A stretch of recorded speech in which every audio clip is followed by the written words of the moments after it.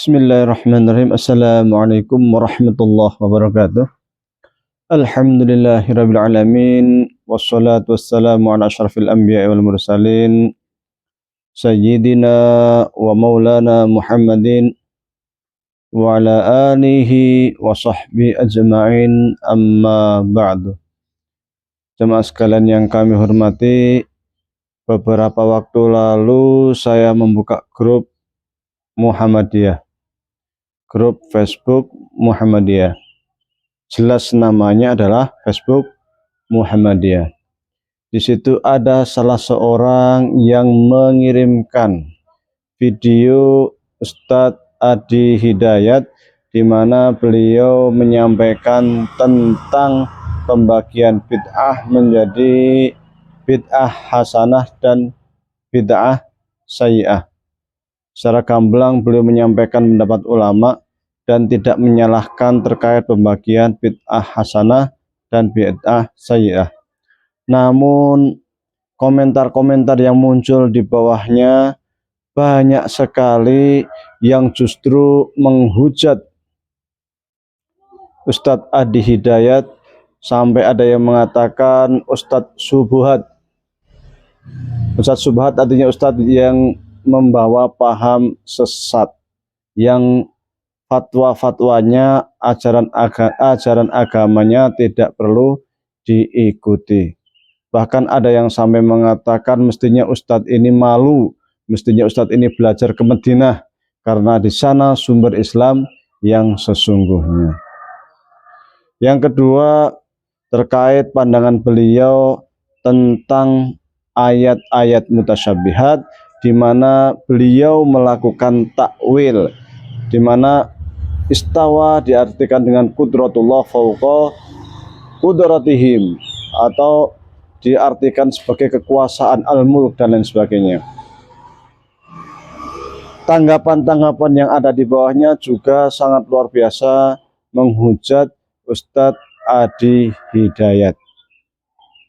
Mari kita lihat apakah pernyataan Ustadz Adi Hidayat ini bertentangan dengan fatwa tarjih atau bahkan mungkin HPT, Himpunan Tarjih Muhammadiyah.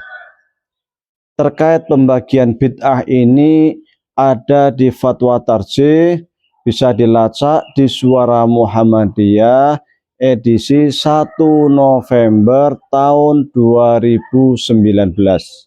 Ada salah seorang yang menanyakan tentang pembagian bid'ah, karena sebagian orang bersikukuh dengan adanya kullu bid'atin dhalalah wa kullu dhalalatin finnar. Semua bid'ah itu sesat dan semua yang sesat pasti di neraka.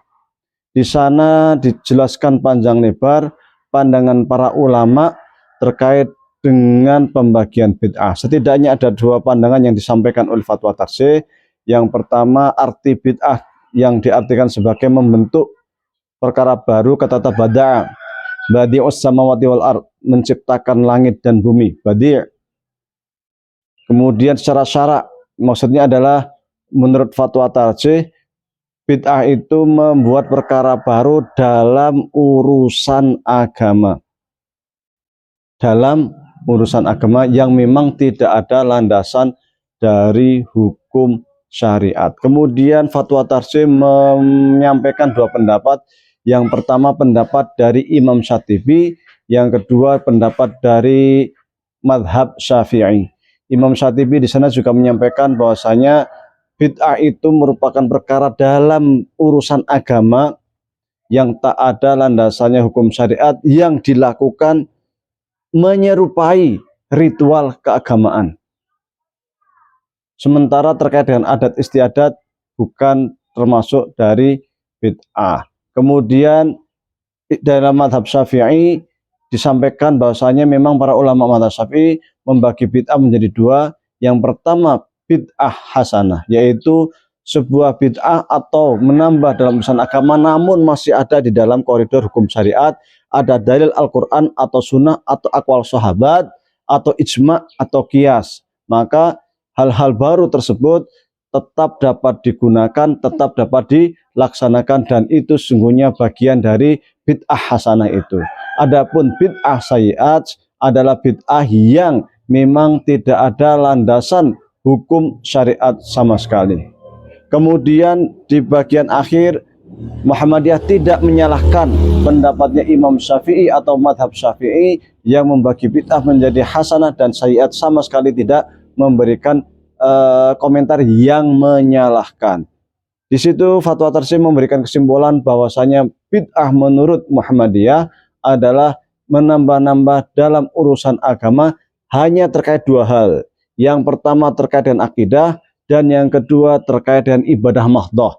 Ibadah mahdhah itu semisal sholat, semisal puasa, semisal haji, ada orang nambah sholat subuh jadi 3 rakaat, jelas itu hukumnya bertentangan dengan hukum syariat. Karena tuntunan sholat sebagai ibadah mahdhah sudah ada di dalam hadis Rasulullah Shallallahu Alaihi Wasallam. Jika kita menimbang pendapatnya Ustadz Hadi Hidayat dengan Fatwa Tarsih ini, maka sesungguhnya tidak ada pertentangan sama sekali. Karena Fatwa Tarsih tidak pernah menyalahkan pendapat dari madhab Syafi'i yang membagi bid'ah menjadi dua.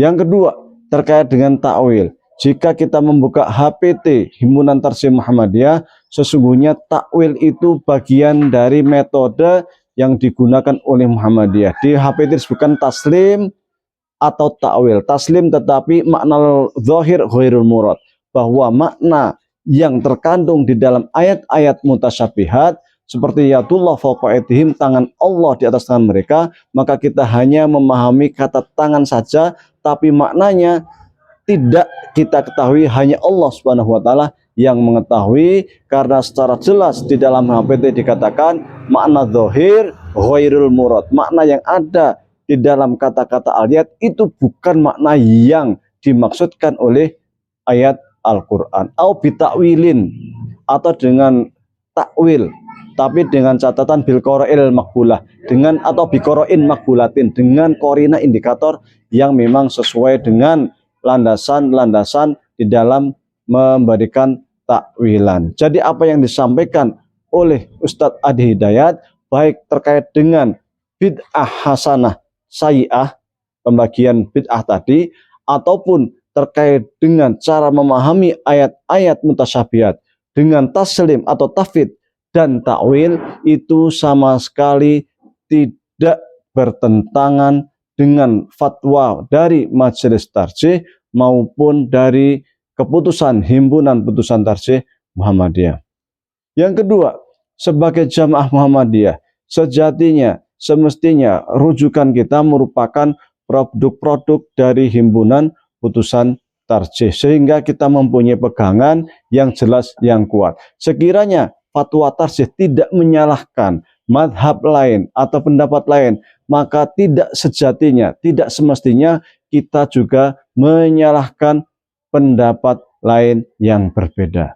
Dalam istilah bid'ah hasanah maupun bid'ah sayyi'at, Fatwa Tarsih memberikan keterangan secara gamblang, menyampaikan apa adanya tanpa memberikan tudingan atau menganggap salah mereka yang membagi bid'ah menjadi bid'ah hasanah dan sayyi'ah. Menyampaikan apa adanya sesuai dengan fatwa-fatwa para ulama madhab Syafi'i. Jadi yang disampaikan kita ya selayaknya seperti itu juga. Kita tidak boleh menyalahkan ketika Fatwa Tarsih juga tidak menyalahkan, karena kita adalah jamaah Muhammadiyah. Ikuti apa yang ada di dalam HPT maupun Fatwa Tarsih. Yang ketiga, terkait dengan menghormati ustadz-ustadz kita. Sebagai jamaah Muhammadiyah, semestinya kita menghormati para ustadz-ustadz kita, para kiai-kiai kita.